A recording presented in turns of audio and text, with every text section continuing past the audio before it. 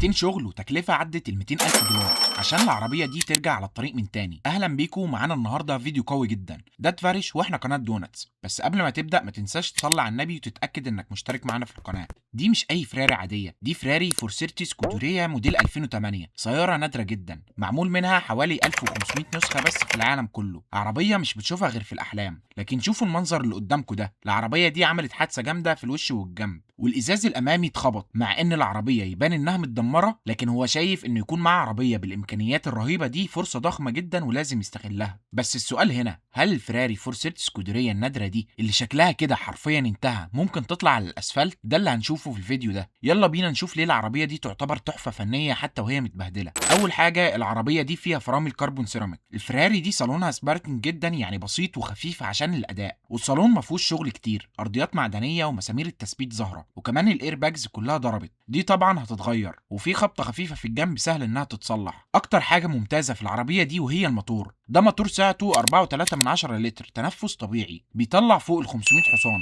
وفي اكزوست معدل صوته زي عربيات الفورمولا 1. وهو اشترى العربية دي على اساس انها بتدور وبتتحرك، فدلوقتي اول حاجة هيبدأ بيها شغل السمكرة. ده خبير سمكرة وبادي وورك عشان يشوف الموضوع بعينه. الجزء الامامي هو اكتر جزء محتاج شغل. اهم خطوة دلوقتي هو انهم يقيسوا الشاسيه، لازم يتأكدوا ان الجزء اللي بيتركب عليه السسبنشن لسه مستقيم. الجزء اللي فوق ده طبعا بايظ، لكن الاساس لازم يكون سليم. اللي هيعملوه هو انهم هيقيسوا من تحت بشكل قطري عشان يتاكدوا ان الابعاد مظبوطه. العربيه دي مختلفه في تركيبها، معظم العربيات بيكون فيها سب فريم امامي بيتفك ويتغير، لكن هنا الوش كله قطعه واحده ملحومه الومنيوم. المشكله الكبيره هي الجزء ده صندوق الهيكل الاساسي اللي بيتركب فيه العفشه الاماميه، شكله متني حبتين، وكمان العجل متدمر، خايفين يكون الهيكل كله اتلوح. دلوقتي بعد ما نزلوا تحت العربيه استخدموا المسطره عشان يقيسوا الابعاد. احسن حاجه شافوها كانت ان قاع العربيه سليم، المقاسات مظبوطه 100%، وده بيطمنهم ان الضرر كله محصور في المنطقه الاماميه المخصصه لامتصاص الصدمه. جاك بيقول ان الالومنيوم مش زي الحديد، لكن في الالومنيوم ما تقدرش تعمل كده، لازم تلاقي مكان انتهاء الضرر وتقطع الجزء البايظ بالكامل وتلحم جزء جديد مكانه. وشافوا لحمات غريبه،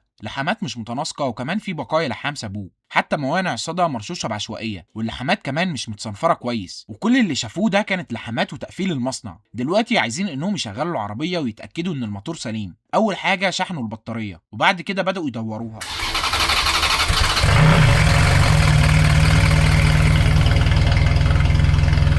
العربية دارت وصوتها كان جميل جدا، كده اطمن ان الموتور سليم ومفيهوش مشاكل، وما كانش فيه سوائل تبريد، فقفلوا العربية على طول عشان ما تسخنش والموتور يبوظ. دلوقتي نخش في الجد. وصل له صندوق سانتا فراري الضخم، وده مليان قطع غيار. وشوفوا القطعة دي، ودي واجهة فراري اف 430 الجديدة، ودي اللي بيستخدموها كأساس السكودرية. الأهم إن الواجهة الأمامية كلها قطعة واحدة مصبوبة، مش رفرف يمين ورفرف شمال، قطعة واحدة كبيرة بتتلحم وبتتثبت على الشاسيه اللي طلع سليم. القطعة الجديدة دي شكلها جامد، وكمان الورشة اللي كانت عنده قبل كده سهلت عليهم المهمة بإنهم شالوا كتير من لحمات المصنع ومعجون السيلر، فالجزء ده بقى سهل يتفك بكام مسمار بس. دلوقتي لازم يشيلوا الهيكل الأمامي المخبوط ده بالكامل. بدأوا يفكوا الشاسيه الجديد، والموضوع طلع سهل، وده يرجع لان الورشه اللي فاتت فكت اغلب سيلر اللحام، وده خلى الواجهه تتشال بكل سهوله، ووزنها كان خفيف جدا. دي كل الوصلات الصغيره والاجزاء بتاعه الرادياتورات وحاجات التبريد، وكل ده هيتغير. لازم يشيلوا كل ده عشان يقدروا يبداوا خطوه القياس المهمه. بس قبل اي حاجه لازم يفصلوا البطاريه عشان يشتغلوا في امان. البطاريه في الفراري دي محطوطه في مكان صعب جدا تحت،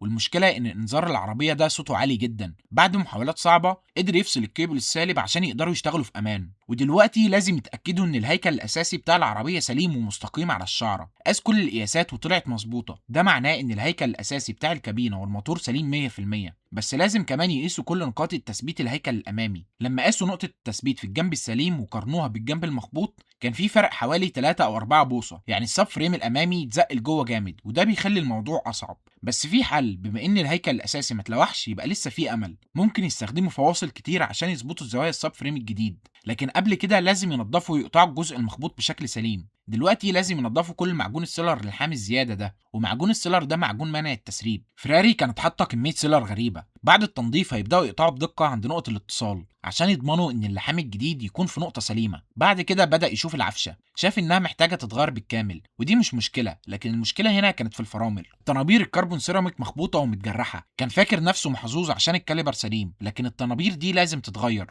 ولما سأل على سعرها اكتشف ان سعر الطنبوره الواحده $5000. جاك قال له ضاعف الرقم ده مرتين وزود كمان $3000 عليهم، وكده تكون طنابير الفرامل الاماميه بس الاتنين مع بعض سعرهم اكتر من 13000 دولار. دي خبطه جامده جدا في الميزانيه. الفرامل دي لوحدها سعرها اكتر بكتير من عربيات كامله. في كذا اختيار عشان يوفر في الميزانيه الصعبه دي. ممكن يركب طنابير حديد عاديه هتكون احسن في القياده اليوميه وارخص، والطنابير الحديد كلها للاربع عجلات تكلفتها حوالي 4000 دولار، او يجيب طنابير كربون مستعمله من اي باي ب 2000 او 3000 دولار.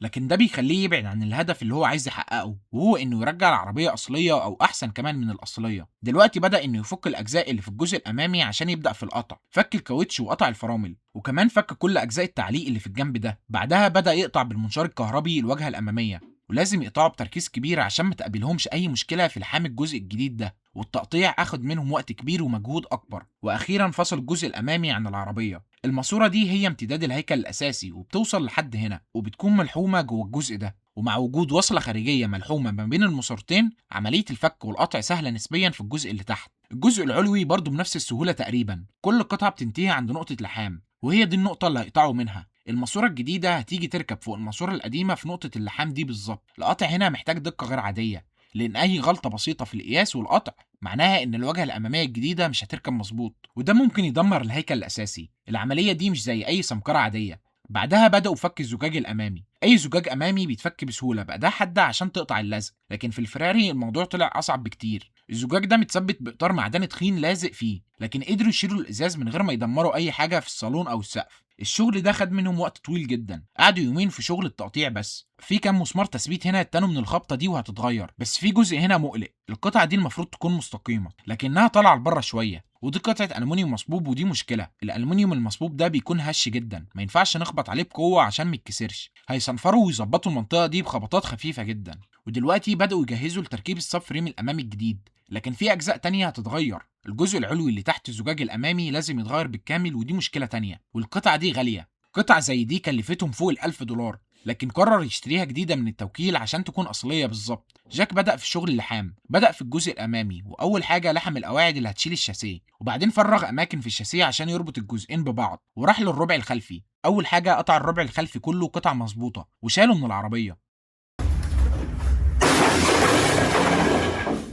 وبالصنفره الشريط نظف مكان اللحامات ولحم الربع الخلفي وطلع مظبوط جدا. والجزء الامامي كان فيه جزء محروق اشتغل عليه وصنفره وركبه في العربيه وثبتهم بمسامير. وعلى الليسته بتاعته فاضل جزء بسيط، ركب وظبط باب الشنطه الاماميه، وبعدها صنفر مكان لحام الربع الخلفي عشان يجهزه للمعجون والدهان، وبعد كده استخدم المعجون عشان يسوي سطح مكان اللحام. وفي الكواليس جاك كان لحم الجزء الجديد في الشاسيه الاصلي، وباين ان شغل احترافي جدا، كل حاجه مظبوطه ومفيش اي غلطات. مش بس خلص الشاسيه الامامي، جاك صلح السقف اللي كان فيه تلف من الحريق، وركب الربع الخلفي اللي كان مخبوط، وحط معجون مكان اللحام عشان يسوي السطح. واما نشف صنفر المعجون ونعمه، وبعد كده صنفر العربيه وجهزها للدهان، وغلف العربيه بالكامل، وبعد كده رش العربيه بالبرايمر. الهيكل الامامي دلوقتي يعتبر خلصان، فاضل حاجات بسيطه جدا، تصليح شويه الخبطات الصغيره الموجوده في الربع الخلفي والسقف، وكمان شويه سيلر لحام، وبكده تكون جاهزه تدخل فرن الدهان. الربع الخلفي اللي جابوه كان محتاج شغل كتير برضه، اضطروا يعملوا له وصله في منطقه معينه، وعملوا دعامات داخليه جديده من الالومنيوم عشان العتبه الجانبيه تثبت فيها. وبالنسبه للاكسدام الامامي ده مش الاصلي،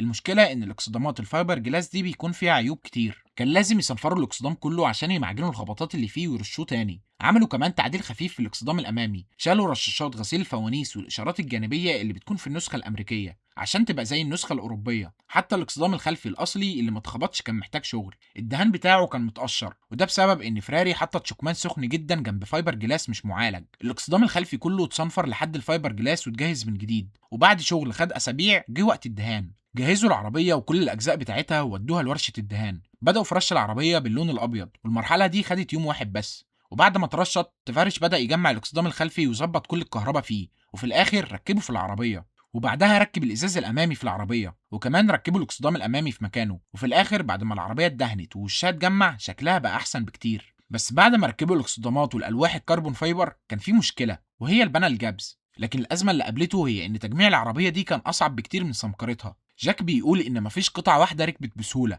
عشان يركبوا الواجهه الاماميه دي بس قعدوا يومين عشان يظبطوا الكوالين ويظبطوا المسافات. حتى في الجزء الخلفي التجميع كان صعب، يعني الفواصل تكون مظبوطه ومره واحده توسع مع طول الفاصل. واللي كان مخليه مستغرب انه شاري قطع الغيار دي من توكيل فراري نفسه، يعني مش من مكان مش موثوق عشان يحصل كده، بس في الاخر قدروا يظبطوها على قد ما يقدروا. دلوقتي الشكل بقى ممتاز، لكن فاضل الاداء. بدأ في تجميع العفشة الأمامية ولاحظ إن الطنبورة بتتحرك جامد. سامعين الصوت ده؟ الصوت ده المفروض ما يحصلش. التايروت سليمة، لكن المشكلة في علبة التوجيه نفسها. لحادثة بوظت حاجة جوه علبة التوجيه، ممكن تكون ترس مكسور. وعلبة التوجيه أو الاسكاترا زي ما بيتقال عليها في مصر دي جزء مهم جدا في نظام التوجيه. هي الجزء الرئيسي المسؤول عن تحويل حركة الدركسيون الدائرية لحركة خطية، ودي بتكون وظيفتها إنها المترجم اللي بياخد الأمر من إيدك وبينفذه على العجل. في الفراري 430 الاسكاترا دي بتكون هيدروليك، يعني بتستخدم زيت باور عشان تخلي اللف أسهل وأدق، وده بيدي إحساس عالي جدا بالطريق. والتايروتس أو أذرع التوجيه دي بتكون دراع الاسكاترا، وبيكون مقسوم لجزئين، دراع داخلي وده اللي بيكون مربوط مباشرة في الاسكاترا وبيتحرك مع الاسكاترا لبره جوه عشان يزق العجل أو يسحبه، ودراع خارجي وده بيكون مربوط في ناحية من الدراع الداخلي، ومن الناحية التانية مربوط في الشمعدان، وده بيسمح للعفشة إنها تطلع وتنزل مع المطبات وفي نفس الوقت يفضل محافظ على توجيه العجل يمين وشمال. فدلوقتي لازم يفكوا علبة التوجيه ويبعتوها تتصلح عند ورشة متخصصة، لأن فراري ما بقتش بتصنع قطع غيار زي الاسكاترا العربية دي. والفرش الداخلي للباب خلاه كربون فايبر وكان شكله جميل فعلا. واللي كان ناقصه في داخلية العربية هي الايرباج بتاع الدركسيون، وكان طلبها من واحد على فيسبوك ماركت بليس ب $1800، بس كان نصب عليه. وكمان محتاجين يركبوا شعار الحصان بتاع فراري على الرفارف الأمامية، وسعر الشعار الواحد $1500. ونروح لنظام الحركة. العربية دي ما فيهاش عصاية فتيس عادية جنب السواق. الفتيس ده اسمه F1 Automated Manual Transmission. يعني ايه اصلا Automated Manual او مانوال مميكن؟ ببساطة شديدة الفتيس ده من جوه فيه التروس والعمود والدبرياج، هو فتيس مانوال 100%. الفرق هنا ان مفيش دواسة دبرياج تحت رجلك، ومفيش عصاية فتيس بتنقل بيها التروس بايدك، واللي بيقوم بالشغل هنا نظام هيدروليكي بيكون مكون من مضخة زيت ومكابس، ودي اللي بتدوس دبرياج وبتعشق الغيار لما انت تدي الامر من الطارة، وتسمى F1 عشان فراري كانت اول شركة تدخل التكنولوجيا دي من سباقات الفورمولا 1 لعربيات الشارع. الفكرة كانت إن السواق في السباق مش محتاج يشيل إيده من على الطارة عشان ينقل، فعملوا بادلز ورا الطارة عشان النقل يكون أسرع بكتير من النقل اليدوي. الفتيس ده كان كويس، بس تفارش عايز الإحساس الأصيل بتاع الفتيس المانوال وعصاية الفتيس العادية، وده أرت من شركة EAG خبير تحويل الفراري المانوال. الفتيس الأصلي بتاع العربية لسه راكب، بس في احتمال يكون في تسريب زيت من بلية الدبرياج. عملية فك الفراري زي أي عربية تانية، بس لو حاجة اتكسرت هتكون صعبة جدا إنها تتصلح وكمان غالية جدا. فكوا ناقل الحركة الخلفي عشان يشوف التسريب. الخبر الكويس هو إن الدبرياج شكله ممتاز. التسريب اللي كانوا خايفين منه كان مجرد شحم، لكن بما إنهم فكوا الفتيس هيستغلوا الفرصة دي ويشدوا على كل المسامير اللي كانت سايبة في العربية. الكت بتاع تحويل المانيوال مش كبير، هيحافظوا على نفس نقل الحركة وهيضيفوا عليه عصاية الفتيس الجديدة وكمان دواسة دبرياج جديدة، والتحويل ده كله هيخلي العربية أدائها أفضل بكتير. بدأوا في تركيب الفتيس والموضوع ما خدش منهم أكتر من نص ساعة. قدروا يركبوا الفتيس ويركبوا العجلات بالمسمار المركزي. العجلات الجديدة شكلها تحفة، وكمان ركبوا علبة تروس التوجيه أو الاسكاترا اللي جابوها من فراري تانية. في الوقت اللي أرت كان بيركب فيه الفتيس، تفارش كان بيعمل حاجة مهمة جدا وكمان كانت أصعب، قطع الكربون فايبر بتاع الكونسول الوسطي عشان يركب عصاية الفتيس المانيوال. العملية دي محتاجة دقة كبيرة جدا، لأن لو قطعة الكربون فايبر دي اتكسرت سعرها هيكون غالي جدا. استخدم ميني تول بدقة شديدة عشان يعمل فتحة مظبوطة بالظبط على شكل عصاية الفتيس، وبعدها جت لحظة الحقيقة. العربية هتدور وتدخل غيارات لأول مرة بنظام المانيوال.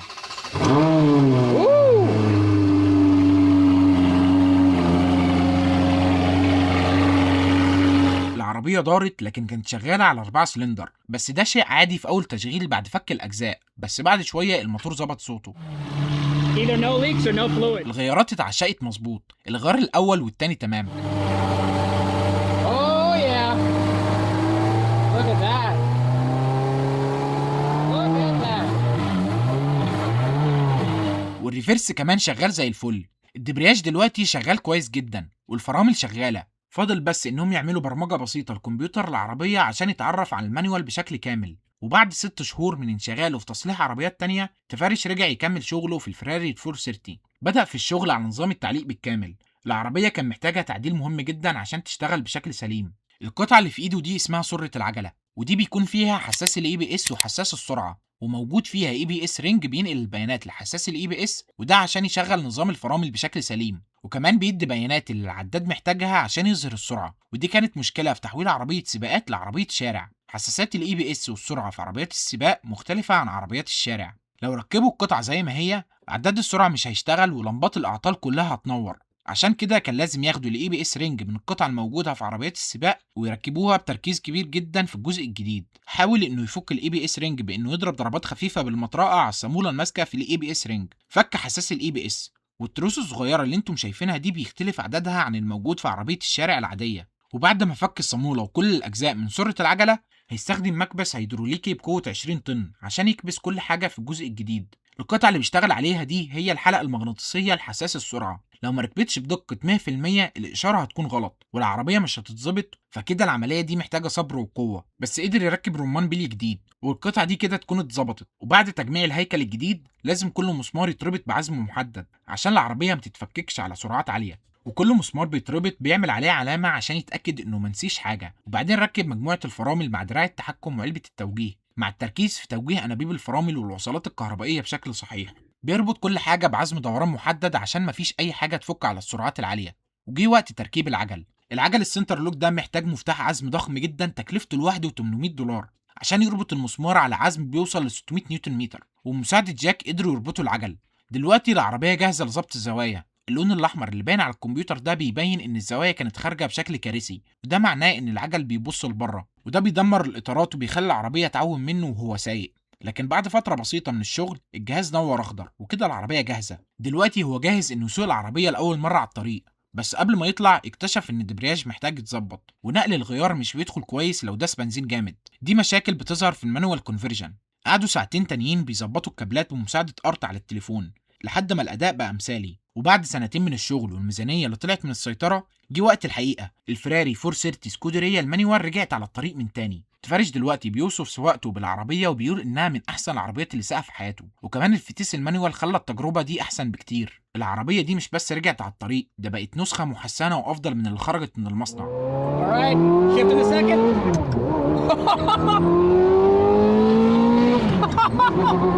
Oh, this is so good!